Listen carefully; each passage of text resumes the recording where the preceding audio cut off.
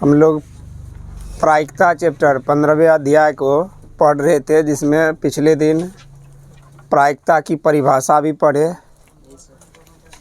उसके बाद प्रायिकता की जो सिद्धांत होते हैं कि उसको जाने, निश्चित घटना और अनिश्चित घटना को भी जान चुके हैं। इससे रिलेटेड और भी कुछ जानकारियां हैं जो अक्सर प्रायिकता से संबंधित प्रश्न में पूछे जाते हैं, और ये शब्द अक्सर उस प्रश्न में देखने के लिए मिलेगा जिसका हम लोग सबसे पहले अर्थ क्या होता है यह जान लेंगे। एक होता है यादृच्छिक प्रयोग, और अक्सर प्रायिकता चैप्टर में प्रश्न में पूछा जाता है यादृच्छिक प्रयोग।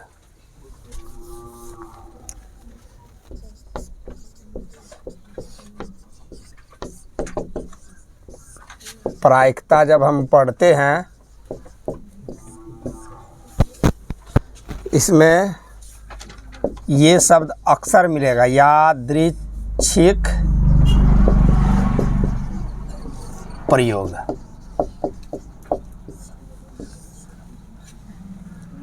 उसके बाद अभिप्रयोग,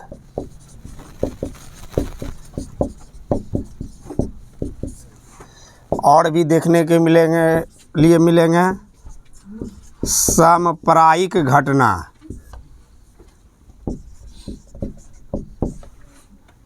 या इसी को हम लोग कह सकते हैं अनुकूल घटना।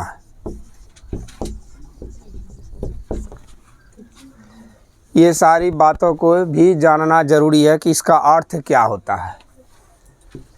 तो प्रयोग, जब कोई हम लोग क्रियाकलाप करते हैं, उस क्रिया को करने की दशा प्रयोग कहलाता है।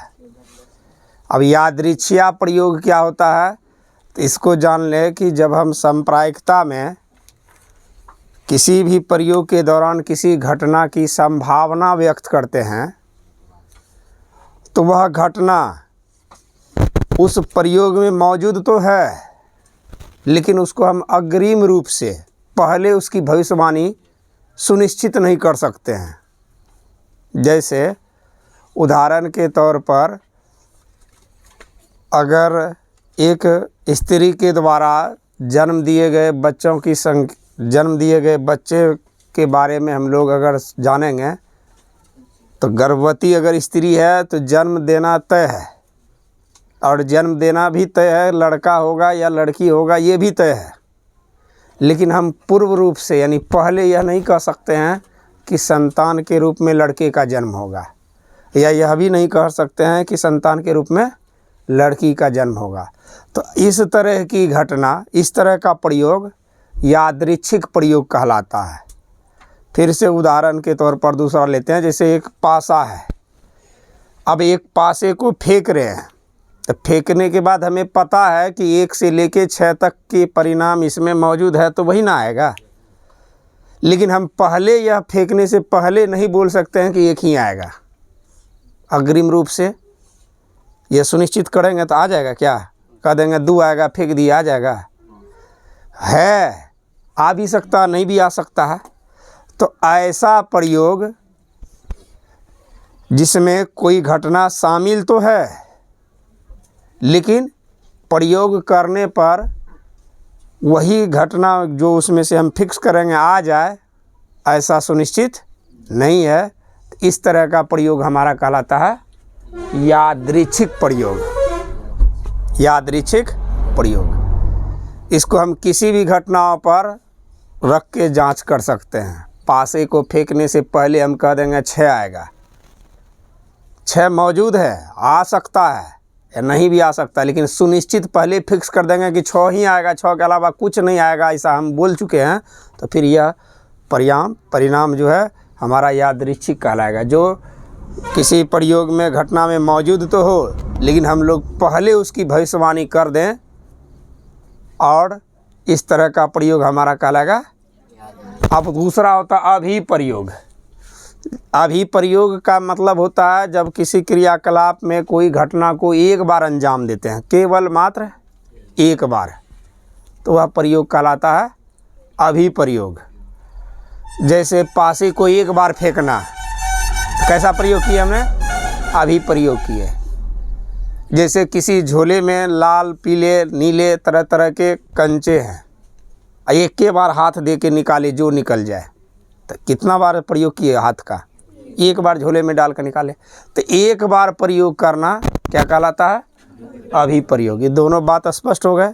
परिभाषा उतनी आवश्यकता नहीं है जितना समझना आवश्यक है, क्योंकि परिभाषा लिखा देंगे तो कापी पर ही रहेगा, हम समझा देते हैं। तो यादृच्छिक प्रयोग का मतलब होता है ऐसी घटना जिसमें कल्पना किया गया परिणाम मौजूद हो लेकिन उसकी भविष्यवाणी पहले नहीं की जा सकती है, ऐसा प्रयोग कहलाता है यादृच्छिक प्रयोग। जब किसी प्रयोग को एक बार मात्र किया जाता है तो कहलाता वह अभी प्रयोग। और तीसरा है समप्रायिक या अनुकूल घटना। समप्रायिक या अनुकूल घटना मतलब कि जो हमारे पास परिणाम है उस परिणाम में मौजूद कोई घटना घटित हो जाता है तो उस घटना को कहेंगे हम लोग समप्रायिक है या अनुकूलित है। जैसे एक पासे को फेंकने पर 6 का आ जाना है, मौजूद आ गया, लेकिन एक पासे को फेंकने पर 8 आना तो समप्रायिक नहीं है। यानी जो घटना मौजूद है उसका आना, उसका सामने दिखाई देना अनुकूल घटना या समप्रायिक घटना कहलाता है। तीनों शब्द समझ में आ गई। ये तीनों शब्द पिछले दिन वंचित रह गए थे, छूट गया हुआ था। तो यादृच्छिक प्रयोग मतलब परिभाषा इसका लिख लेते हैं। यादृच्छिक प्रयोग का मतलब होता है जब किसी घटना के सभी परिणाम संभावित हो किंतु अग्रिम रूप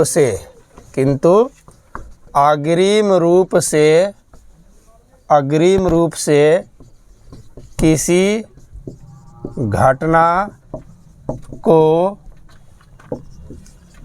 सुनिश्चित नहीं किया जा सकता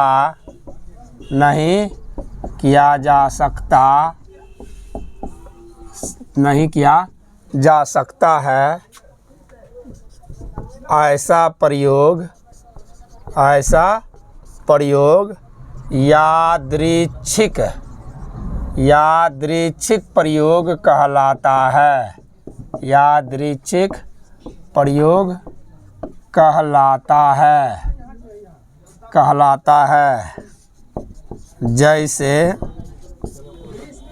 जैसे पासे को फेंकने से पूर्व ही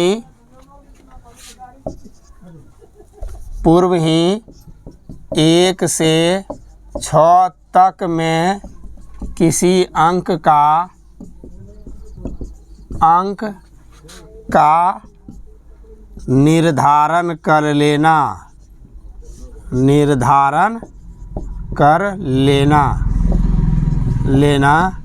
यादृच्छिक प्रयोग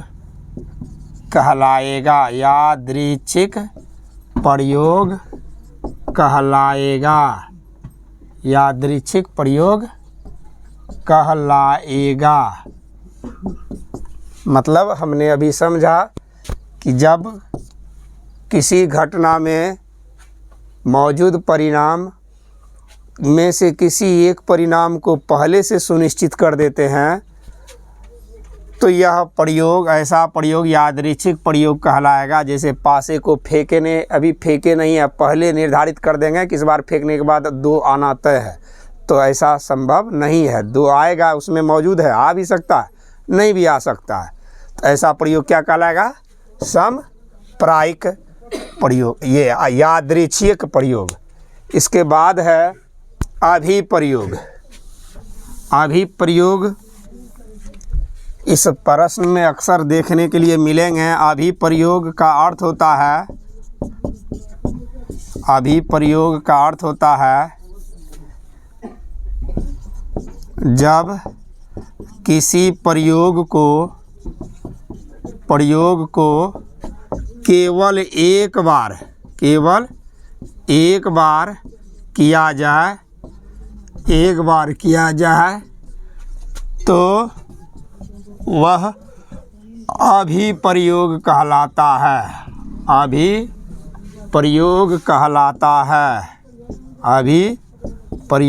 कहलाता है। जैसे सिक्के को एक बार उछाल देंगे तो एक बार उछालना क्या कहलाएगा? सिक्के को एक बार उछालना, सिक्का को एक बार उछालना,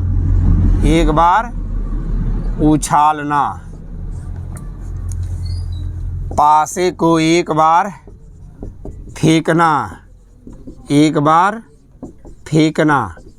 यह कहलाएगा हमेशा, चाहे एक बार फेंकने के बाद जो भी परिणाम आए उसमें मौजूद।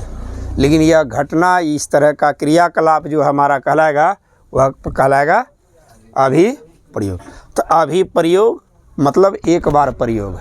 यादृच्छिक प्रयोग का मतलब ऐसा प्रयोग जिसमें परिणाम तो मालूम हो लेकिन हम उसकी पहले किसी परिणाम का सुनिश्चित नहीं कर सकते हैं। इसके बाद हमने बताया था समप्रायिक घटना। समप्रायिक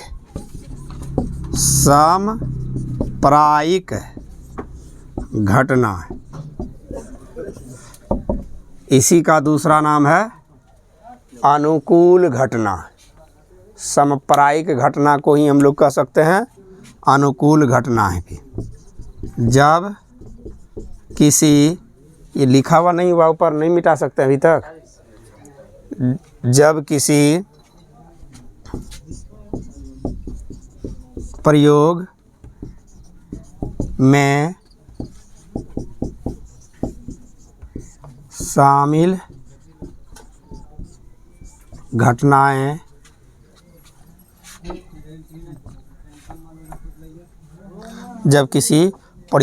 शामिल घटनाएं का ही परिणाम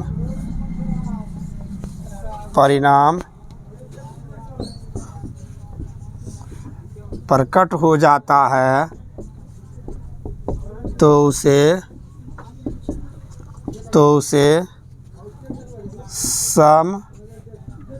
समप्रायिक घटना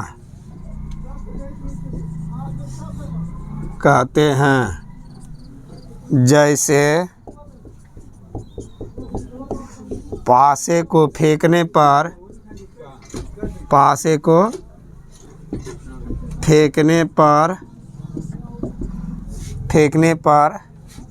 5 प्राप्त होना, मतलब उसमें मौजूद था तो प्राप्त हो गया। यह घटना हो गया समप्रायिक, और इसी को हम लोग अनुकूल घटना के भी नाम से जानते हैं। इसके बाद हम लोग अब कार्ड के बारे में जानेंगे। पिछले दिन ताश के कार्ड के विषय में जो परिचय दिए थे उसको आगे बढ़ाते हैं। तो परीक्षा में कार्ड से रिलेटेड प्रश्न देखने के लिए मिलते हैं, जिसको हम लोग ताश के पत्ते बोलते हैं, जो जुआ खेलने में प्रयोग किया जाता है। हम इसमें पत्तों की पहचान करने सीख लेते हैं। पिछले दिन कुछ इसके बारे में इंट्रोडक्शन दिए भी थे कि अगर एक गड्डी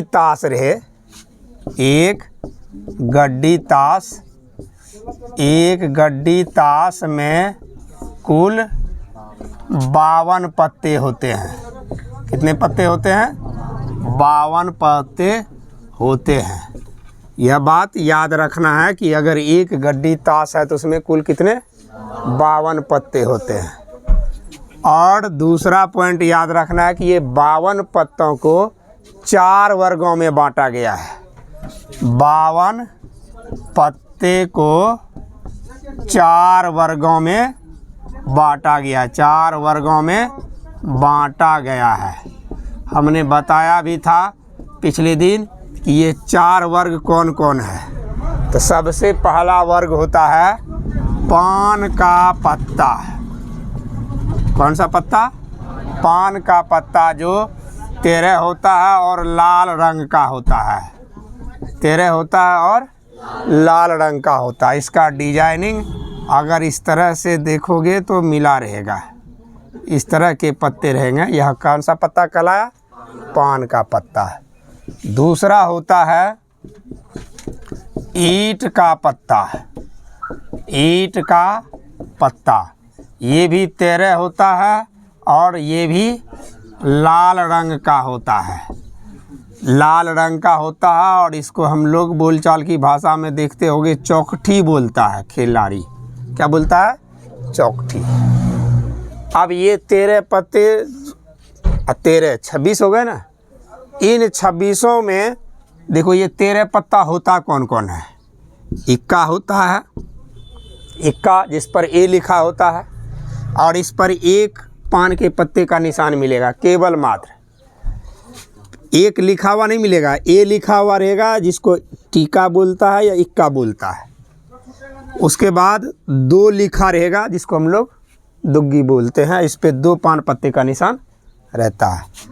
इसी तरह 3, 4, 5, 6, 7, 8, 9, 10 तक ही रहता है, जिसको इक्का, ये हुआ ए लिखा हुआ इक्का, दुग्गी, तिग्गी, चौखटी, पंजा, छक्का, ये सब इस तरह से बोला जाता है, नहला दहलाता। 10 के बाद अब तो कहोगे कि सर टोटल 10 ही पत्ते हुए, लिखाए हैं मैंने कितने? 13। तो बाकी जो शेष 3 पत्ते होते हैं जिस पर जे लिखा रहता है, समझ लो वह है गुलाम का पत्ता। क्या है? गुलाम। और के रहता है जिसको कहा जाता है बादशाह, जिसको राजा समझते हो ना, राजा। ये के मतलब किंग, किंग मतलब बादशाह, सीधा याद रखना है। क्यू मतलब क्वीन, और क्वीन मतलब रानी, इसी को बेगम बोला जाता है। तो ये 3 जो पत्ते होते हैं, ये जे के क्यू, ये फेस कार्ड के रूप में होते हैं। किसमें? Face card. फेस कार्ड का मतलब इस चित्र पर इस पर देखोगे चित्र बना हुआ रहेगा।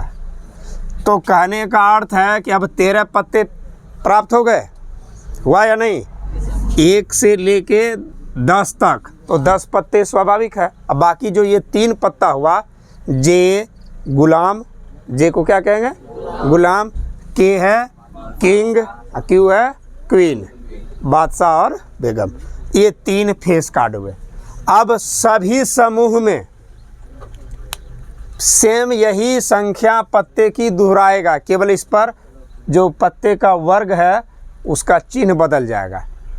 मतलब अब ईंट का भी पत्ता होगा तो इस पर भी तुमको यही मिलेगा देखने के लिए। इक्का ईंट का भी होता है, ईंट का भी दुग्गी, तिग्गी, चौखटी, पंजा, छक्का, ये 8, 9, 10, ये 10 सीरियली मिल जाएगा। फिर इसके भी गुलाम होंगे, इसके भी बादशाह होंगे और इसके भी बेगम होंगे। ये 3 कौन कार्ड हो गया? Face card. तो मतलब यह हो गया कि 3 फेस कार्ड पान का भी होता है, 3 गो फेस कार्ड ईंट का पत्ता का भी होता है। अभी हम लोग 2 पढ़े। लाल रंग के पत्ते की बात कहा जाए तो 13 26 लाल पत्ते होते हैं केवल लाल रंग पर। अब आती है बात तीसरा ग्रुप। तीसरा ग्रुप, तो तीसरा ग्रुप होता है हुकुम का पत्ता। हुकुम का पत्ता, इसकी संख्या भी 13 होता है, लेकिन ये काले रंग का होता है। और इसका जो चित्र होता है, यह चित्र इस तरह से होता है, उल्टे पान की भांति होता है। कैसा होता है? उल्टे पान की तरह होता है। और इसका पहचान है कि इसमें डंठल पाया जाता है। क्या पाया जाता है? डंठल पाया जाता है। तो ये जो हो गए हुकुम का पत्ता, मतलब उल्टा पान। ये पान की भांति दोनों में ध्यान से देखोगे, दोनों ऐसा नहीं है कि नीचे की ओर ही झुका हुआ है, ये दोनों का पहचान यह है कि इसमें डंठल नहीं है और इसमें ये नीचे की ओर झुका हुआ और ये ऊपर की ओर है, अलग अलग है। तीसरी अलग पहचान क्या है कि ये काले रंग का है और इसमें जो होता है लाल रंग का होता है।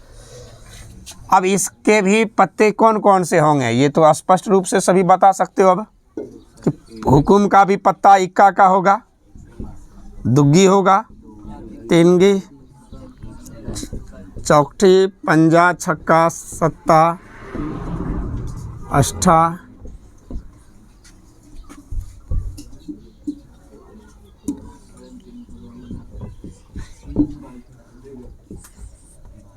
देखो नहला दहला सहित 10 ए 3 13। इसमें भी कितने कार्ड आ गए? फेस कार्ड 3 फेस कार्ड, यानी इस फेस कार्ड इसलिए कहा गया कि इस पर चित्र, फेस मतलब चित्र होता है, फिगर बना रहता है, इसलिए इसको फेस कार्ड कहा गया है। फिर चौथा भी होता है, जो चौथा वर्ग है, इस चौथा वर्ग को कहा जाता है चीरी का पत्ता है। चीरी का पत्ता, ये भी 13 होते हैं और ये भी काले रंग के होते हैं। और इसका जो डिजाइन है एक वृक्ष की भांति, इस तरह से देखोगे, इस तरह के जो पत्ते दिखने के लिए डिजाइन मिलते हैं ना, तो ये किसका निशान है? चीरी के पत्ते। ये भी तुम्हें जो मिलेगा, इस पर भी इक्का को टीका भी बोला जाता है। 1 2 3 4 5 6 7 8 9 10 गुलाम, बादशाह और क्वीन। ये भी हो गए कितने कार्ड? Face card 3। अब इस तरह से पूरे ताश में अब देखोगे, केवल इक्का की बात कहा जाए, ना पूछा जाए पान, ना ईंट, ना हुकुम, ना चीरी, तो इक्का कितना हो गया? केवल इक्का का बात पूछा जाए तो 4 इक्का हो गया, है ना। देखो सबका एक एक ठो इक्का है, 4 इक्का हो गया। पूछा जाएगा दुग्गी, तो ये भी 4 सब में है, चारों ग्रुप में है। तिग्गी, चौखटी, सभी पत्ते की बात कहा जाए, गुलाम भी कितना है? 4, बादशाह भी कितने? 4, और क्वीन भी 4। तो इस 13 चौके 52 आ गया समझ में। लेकिन अगर पूछा जाए कि पान का इक्का कितना बार है, पान का इक्का के कितने पत्ते हैं, तो जैसे हम पत्ते का नाम ले ले तो पान का पत्ता एगो मिलेगा, लेकिन केवल इक्का का नाम ले लेंगे तो 4 ठो। समझ में आया? जब प्रश्न पूछा जाएगा तो वही समझना है, केवल इक्का पूछा जाएगा तो इक्का तो सब में है, तो 4 गो हो गया। लेकिन पूछा जाएगा केवल पान का इक्का, तो पान का तो एक ही ठो है ना। किसी भी पत्ते का नाम लेकर पूछा जाए, चाहे पान हो, ईंट हो, हुकुम हो या चीरी हो, तो उस पत्ते का संख्या केवल मात्र 1 होता है। चाहे गुलाम ही क्यों ना कह दे, तो गुलाम, खाली गुलाम पूछ देंगे, गुलाम टोटल पूरे ताश की गड्डी में कितने गुलाम हैं? 4 है। लेकिन अगर पूछा जाएगा पान का गुलाम 1, पूछा जाएगा चीरी का गुलाम 1, तो जैसे ही चीरी, ईंट, पान और हुकुम के पत्ते का नाम ले लिया जाए तो उसकी संख्या रह जाएगा केवल मात्र 1। लेकिन जैसे ही इस पान, ईंट, चीरी, हुकुम को हटा दिया जाए और पूछा जाए केवल इक्का, इनमें से किसी एक का नाम ले लिया जाए तो उसकी संख्या हो जाएगा 4। बात समझ में आया? लेकिन जब रंग की बात आ जाए कि केवल लाल रंग के कितने पत्ते हैं, तो लाल रंग कितने हो जाएंगे? 26, क्योंकि दोनों पे लाल रंग का डिजाइनिंग है। लेकिन अगर रंग पर आ जाए काले रंग की, तो काले भी कितने हैं? 26 हैं। अब बात पूछा जाए कि फेस कार्ड कितने हैं, तो फेस कार्ड की संख्या पता चल गया इसमें। तो ताश की गड्डी में फेस कार्ड की कुल संख्या 52 होते हैं। इससे पता चलता है ताश की गड्डी में कुल 12 फेस कार्ड होते हैं। कितने? 12 फेस कार्ड होते हैं। कैसे 12 हो गया? तो पता चल गया कि 3 पान में, 3 ईंट का, 3 हुकुम का और 3 चीरी का, तब हो गया 12। लेकिन अगर पूछा जाए किसी एक का नाम कि पान के पत्ते में कितना फेस कार्ड है, तो 3 दिख रहा है। अगर इसका नाम ले लिया जाए तो 3, ईंट के पत्ते का तो 3, हुकुम का पत्ता में फेस कार्ड 3। कोई दिक्कत? बस इसी को याद रखना है कि पान के पत्ते में 3 फेस कार्ड,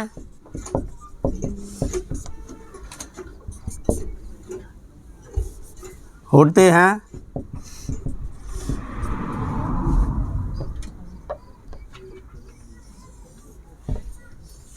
ईंट के पत्ते में भी, ईंट के पत्ते में 3 फेस कार्ड होते हैं। हुकुम के पत्ते का, हुकुम के पत्ते में 3 फेस कार्ड होते हैं।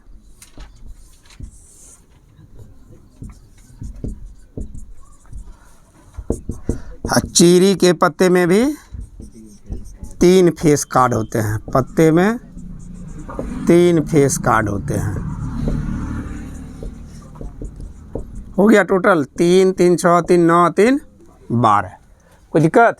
अब गुलाम पूछा जाएगा पूरे ताश में गुलाम, तो ये तो हमारा पता, इक्का दुग्गी तिग्गी, चाहे इसमें से किसी का भी पूछा जाए तो संख्या इसके कितने हो जाएंगे? 4। लिखने की आवश्यकता नहीं है, इसमें जो ग्रुप समूह दिखा दिया इस चित्र के माध्यम से, लिखने से बेहतर है कि हम समझ गए। इसको फिगर बना लो, इसमें हम लिख भी देते हैं, जिसको याददाश्त नहीं रहता है तो वह याद कर लेगा। ताश की गड्डी में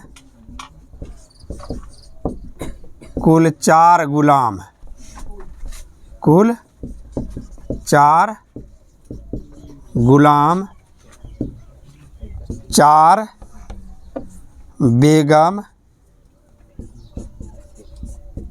एवं 4 बादशाह होते हैं, बादशाह होते हैं। और कुछ इसमें इस पत्ते को केवल पहचान लेंगे तो प्रश्न जिससे पूछा जाएगा, केवल हमने बताया पान की गुलाम की बात कहा जाए या ईंट का या हुकुम का या चीरी का, तो केवल जैसे इस समूह का नाम लेंगे तब एक ना, इनमें से किसी एक का नाम ले लिया जाए केवल, तो इसकी संख्या 4। बात समझ में आ गया? जब हम किसी वर्ग का नाम लेंगे तो इसकी संख्या 1 हो जाएगा इसके पत्ते में, लेकिन अगर हम इनमें से किसी एक का नाम ले ले तब उसकी संख्या 4 हो जाएगा।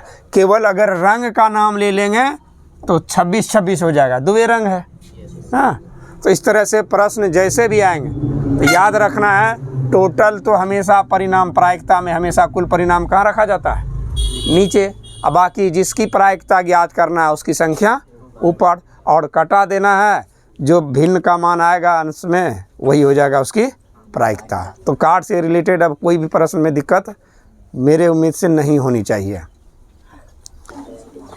अब हम लोग पहले थ्योरी जान चुके हैं, अब चैप्टर के विभिन्न सवालों के जवाब भी इसी में छिपे हुए थे। हम फिर से एक बार सबों को बता देते हैं। प्रश्न संख्या 1 का पहला करा है, घटना ई की प्रायिकता प्लस घटना ई नहीं की प्रायिकता बराबर। हम लोग पढ़े हैं घटना ई की प्रायिकता प्लस घटना ई नहीं की प्रायिकता। फार्मूला में भी लिखा दिए, इसका वैल्यू सदैव क्या होता है? 1 होता है। तो इसके जवाब 1 भरे चले जाएंगे इसमें। फिर इसी का दूसरा प्रश्न है, उस घटना की प्रायिकता जो घटित नहीं हो सकती ऐसी घटना कहलाती है। तो पहले नंबर में इसमें एक मीठा हुआ किताब दिखे, तो घटित नहीं हो सकती है या घटित हो सकती है? तो घटित जो नहीं हो सकती है असंभव है, लेकिन वहाँ उस घटना के बारे में नहीं पूछ रहा है, उसकी प्रायिकता क्या होगी। तो इसकी प्रायिकता प्रारंभ में 0 होगी। फिर कह रहा है कि ऐसी घटना कौन सी घटना कहलाती है? असंभव घटना कहलाती है, असंभव घटना। फिर इसके आगे तीसरा प्रश्न है कि वह घटना, उस घटना की प्रायिकता जिसका घटित होना निश्चित है। जिसका निश्चित है वह निश्चित घटना है। अब प्रायिकता उसका पूछा जाएगा तो क्या होगा, एक होगा। और ऐसी घटना कहलाएगा निश्चित घटना या फिर संभव घटना। वो उसी को हम लोग संभव घटना कहें या निश्चित घटना कहें, असंभव कहें या अनिश्चित कहें, दोनों का एक ही सेंस होता है। फिर अगले प्रश्न संख्या 4 में है, किसी प्रयोग के सभी प्रारंभिक घटनाओं की प्रायिकताओं का योग। हमने बताया था कि एक कोई भी प्रयोग लेंगे उससे संबंधित जितने भी प्रायिकता निकलता है सभी प्रायिकताओं का योग सदैव एक होता है। सभी किसी प्रयोग के सभी प्रायिकताओं का योग एक से ना तो ज़्यादा होगा ना ही 0 से कम होगा, मतलब 1 से कम भी नहीं होगा अगर सभी को जोड़ेंगे तो। फिर 5वें प्रश्न है, किसी घटना की प्रायिकता डैश से बड़ी या उसके बराबर तथा डैश से छोटी या उसके बराबर हो सकती है। हमने पहले पढ़ चुका है कि किसी घटना की जो प्रायिकता होती है 0 से बड़ी या 0 के बराबर, किससे, 0 से बड़ी या 0 के बराबर, और 1 से छोटी या 1 के बराबर। तो कहने का मतलब है 0 हो जाएगा पहले कॉलम में, दूसरे कॉलम में 1 हो जाएगा। यही भरना था। प्रश्न संख्या 2, प्रश्न संख्या 2 में कथन है और इस कथन को समझकर पूछ रहा है कि जवाब 2 ही शब्दों में दे कि इसके परिणाम समप्रायिक है या नहीं, स्पष्ट करना है। तो समप्रायिक के बारे में हमने अभी पढ़ा है कि जब कोई घटना जो क्रियाकलाप प्रयोग किया जा रहा है उसमें वह घटना मौजूद हो तो समप्रायिक है, और मौजूद नहीं हो तो समप्रायिक नहीं है। तो प्रश्न संख्या 1 जो कह रहा है कि ड्राइवर कार चलाने का प्रयत्न करता है, कार चलना प्रारंभ हो जाती है या कार चलना प्रारंभ नहीं होती है। कोशिश कर रहा है ड्राइवर, तो कोशिश करने से गाड़ी नहीं चलती है, गाड़ी चलाने से चलती है। हम लोग भी जानते हैं। अब गाड़ी के स्टीयरिंग पर बैठेंगे, प्रयास नहीं, गाड़ी जब चलाना शुरू कर देंगे तब गाड़ी चलने लगेगी। तो प्रयत्न मात्र करने से गाड़ी चलेगी या नहीं चलेगी, नहीं चलेगी। तो उसमें यह परिणाम शामिल नहीं है। तो ये कह सकते हैं कि यह गाड़ी नहीं चलेगी। गाड़ी चल सकती है, गाड़ी नहीं चल सकती है, गाड़ी नहीं चल सकती है, इसलिए यह घटना समप्रायिक नहीं है। क्या यह घटना समप्रायिक नहीं है। फिर दूसरा प्रश्न भी तो ऐसा ही है। इसमें भी कह रहा है कि एक खिलाड़ी बास्केटबॉल को बास्केट में डालने का प्रयत्न करती है, वह बास्केट में बॉल डाल पाती है या नहीं डाल पाती है। तब प्रयत्न करने से जब गाड़ी नहीं चल पा रही थी तो फिर बास्केटबॉल एक खेल होता है जिसमें कि बॉल को एक टोकरी या झोली में डालना पड़ता है, गिराना पड़ता है। तो यह प्रयत्न करने पर से हम उसी के जैसा है, केवल प्रश्न में बास्केटबॉल शामिल कर दिया गया है। तो इस स्थिति में भी बास्केटबॉल उसमें बास्केट में जाएगा नहीं। क्या लिख देंगे, समप्रायिक नहीं है। लेकिन प्रश्न संख्या 3 में कह रहा है कि एक सत्य और सत्य प्रश्न का अनुमान लगाया जाता है, उत्तर सही या गलत होगा। अनुमान लगाया जाता है तो स्वाभाविक है, अनुमान लगाने पर दोनों हो सकता है। अगर पढ़ा जाएगा, पढ़ के किया जाएगा तो सही भी होगा, गलती के चांस नहीं के बराबर होंगे। अनुमान लगाएंगे तो अनुमान तो दोनों को साबित करता है। तो जब किसी भी प्रश्न का बहुविकल्पीय में अनुमान पे बनाते हैं तो सही भी हो जाता है और गलत भी हो जाता है कि नहीं है। तो इसमें दोनों शामिल है ना, सही या गलत। लेकिन पहले वाला में कह रहा था ड्राइवर गाड़ी चलाने का प्रयत्न करता है, तो प्रयत्न करने पर गाड़ी नहीं चलेगा, उसमें चलना परिणाम छिपा हुआ ही नहीं था। इसमें दोनों परिणाम छिपा हुआ है। इसका मतलब यह अनुकूल घटना, इसको घटना को हम क्या कहेंगे, समप्रायिक घटना है। कैसी घटना है, समप्रायिक घटना है। अब फिर आगे चौथे प्रश्न इसी में कह रहा है कि एक बच्चे का जन्म होता है, वह लड़का है या एक लड़की है। तो लड़का और लड़की जब जन्म होगा ये दोनों में से ही एक होगा। जन्म होने पर तो यह भी घटना क्या हो जाएगा, क्योंकि ये दोनों भी उस परिणाम में छिपे हुए हैं। समप्रायिक घटना है। किसी को कोई दिक्कत? फिर प्रश्न संख्या 3 आता है। प्रश्न संख्या 3 में प्रश्न कह रहे हैं कि फुटबॉल को खेल के प्रारंभ करने का निर्णय लेने से पहले कौन सी टीम पहले बॉल लेगी, इसके लिए सिक्का उछालना न्याय संगत क्यों माना जाता? हमने पिछले दिन कहा था कि जिस खेल में 2 टीम, उसके लिए सिक्का उछालना न्याय संगत। तो फुटबॉल के खेल में कितने टीम? 2 टीम, क्योंकि सिक्के में भी 2 पहलू और फुटबॉल में भी 2 टीम है, इसीलिए न्याय संगत। हम लिखेंगे, यहाँ लिख देंगे, चूँकि सिक्के में भी 2 पहलू होते हैं, 2 पहलू होते हैं, एवं फुटबॉल के टीम में भी 2 टीम होते हैं, 2 टीम होते हैं।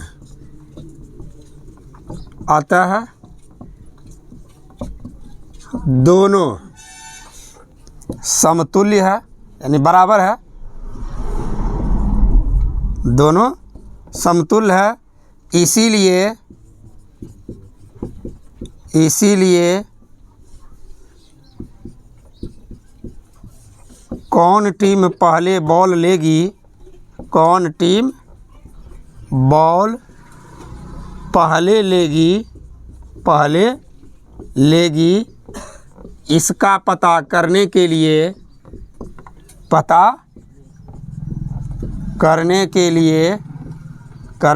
लिए सिक्का उछालना न्याय संगत है, सिक्का उछालना न्याय संगत है, सिक्का उछालना न्याय संगत है। ये प्रश्न जो है सॉल्व नहीं करना है, ये साइकोलॉजी मनोवैज्ञानिक प्रश्न है, अर्थात इसको समझकर जवाब देना है। चौथे नंबर प्रश्न में 4 विकल्प है, कह रहा है कौन सी घटना किसी घटना की प्रायिकता नहीं हो सकती है। तो प्रायिकता के लिए जो हमने शर्त रखा था, सबों को याद होगी कि प्रायिकता, जब किसी भी घटना की प्रायिकता की बात आती है तो वह हमेशा 0 से बड़ा या बराबर और हमेशा 1 से छोटा या 1 के बराबर होता है।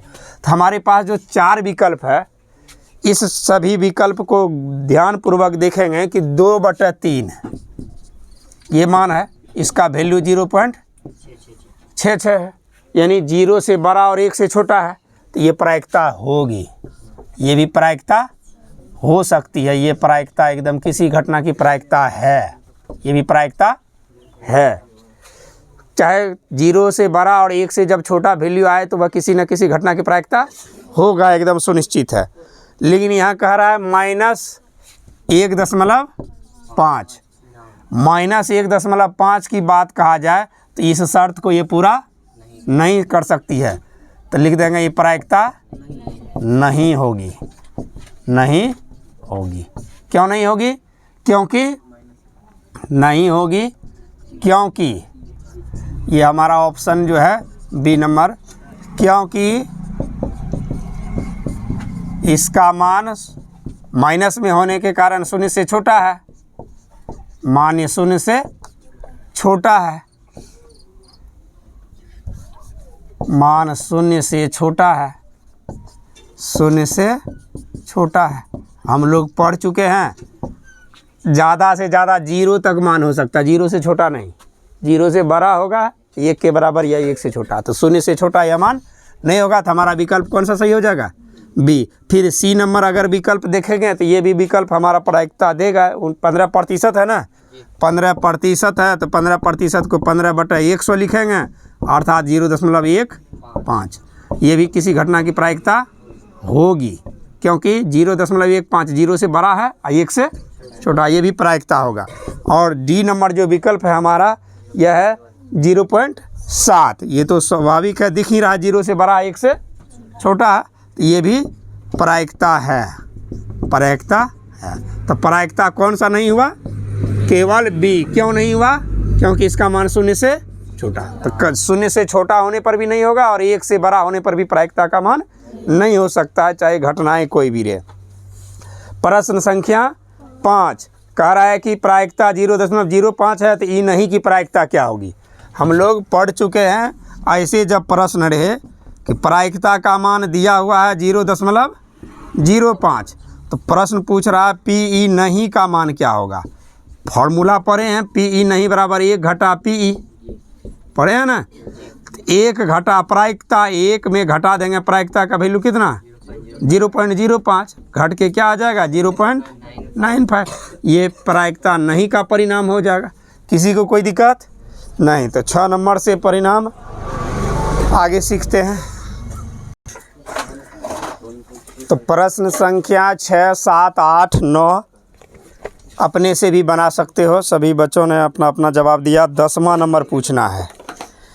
10वां नंबर प्रश्न में देखो कह रहा है कि एक पिग्गी बैंक है, मतलब बच्चे जो छोटे से पैसे स्टॉक करते हैं, रखते हैं जमा करके, उसी को पिग्गी बैंक कहा गया है।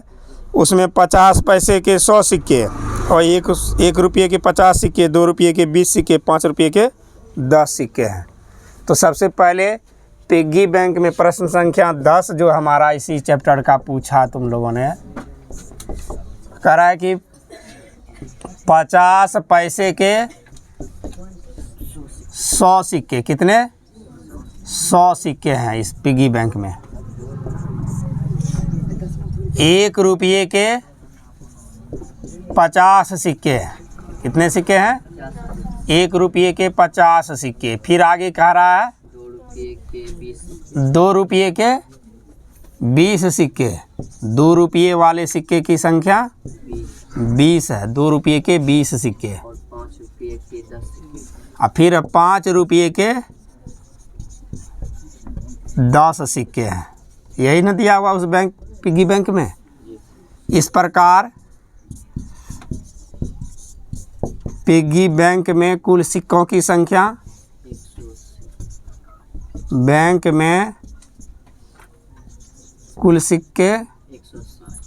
सिक्कों की संख्या को अगर गिनती करेंगे 150, 20 और 10, 100 प्लस 50 प्लस 20 प्लस 10 बराबर 180 सिक्के। अब जब भी परिणाम घटित होगा तो 180 सिक्कों के साथ, चूँकि एक ही में न सभी सिक्के को रखा गया है। और प्रश्न में पूछा जा रहा है नीचे में कि इस पिग्गी बैंक को हिलाकर उल्टा करने पर कोई एक सिक्का गिरने का परिणाम समप्रायिक है। समप्रायिक का मतलब जो उसमें मौजूद है, जो घटना का हमने अभी तुरंत समप्रायिक के विषय में पढ़ाया कि जितनी सिक्का है उसमें मौजूद है, उसी में से कोई एक सिक्का गिर सकता है। तो इसकी क्या प्रायिकता होगी कि गिरा हुआ सिक्का 50 पैसे का होगा। प्रश्न नंबर 1 में कह रहा है कि 50 पैसे का होगा गिरा हुआ सिक्का, 50 पैसे का होगा ऐसा कह रहा है। तो इसकी प्रायिकता क्या होगी। तो हम लोग जान रहे हैं सबसे पहले 50 पैसे का जो हमारे प्रश्न में दिया हुआ है नंबर ऑफ ई, संभव परिणाम। हमने संकेत लिखा संभव परिणाम को एन से सूचित करते हैं। तो कितना संभव परिणाम है। संभव तो 50 पैसा का सिक्का गिरेगा, तो 50 पैसा का टोटल सिक्का 100 है। गिरेगा कोई एक ही सिक्का, लेकिन उन 100 में से कौन सा गिरेगा इसका कोई सुनिश्चित नहीं है। तो संभावना हम बारी बारी से करेंगे तो टोटल उन्हीं 100 में से ना कोई गिरेगा। और टोटल परिणामों की संख्या कितनी हमने निकाल रखी है पहले से 180। बस यही रखना याद कि घटना जो संभव घटनाओं की संख्या को एन से और कुल घटनाओं की संख्या को एन से। इसीलिए पी ई बराबर फार्मूला होता है एन ई बटे एन एस। एन लिखते हैं, बस एन ई के बदले में 100 बटे एन एस के बदले में घटा देंगे, ये कट जाएगा। तो क्या जवाब आया है जवाब। बस इसके बाद इसमें अगला प्रश्न संख्या 2 में कहा जा रहा है कि 5 रुपये का नहीं होगा। अब हमने पहले इसके उदाहरण दिए थे, 5 रुपये का नहीं होगा। तो जिसकी बात नहीं कहा जाए उसको हटा लेंगे कि 5 रुपये को केवल हटा लो, इसको छोड़ दो, नहीं होगा ये, इसका मतलब यही कह रहा है कि 5 रुपया का नहीं होगा तो इसमें 2 रुपया, 1 रुपया या 50 पैसे का हो सकता है ना अर्थ हुआ। तो इसका मतलब हो गया कि इसमें संभव परिणामों की संख्या या तो 50 पैसे का भी हो सकता है, या 1 रुपये के भी सिक्कों की संख्या हो सकता है, या 2 रुपये के सिक्कों की भी संख्या हो सकता है। तो इसका मतलब संभव परिणामों की संख्या कितना हो गया है, और कुल परिणामों की संख्या हम लोग जान चुके हैं कितना। तो 5 रुपये का सिक्का नहीं होने पर 170 परिणाम की संभावना है और टोटल परिणाम 180 है। इसलिए प्रायिकता बराबर हम लोग संभव परिणाम ऊपर हो जाएगा और कुल परिणाम नीचे होगा। संभव परिणाम 170 है, कुल परिणाम 180 है, कट जाएगा 17/18। यही जवाब है, और कोई सवाल इसमें तो नहीं है।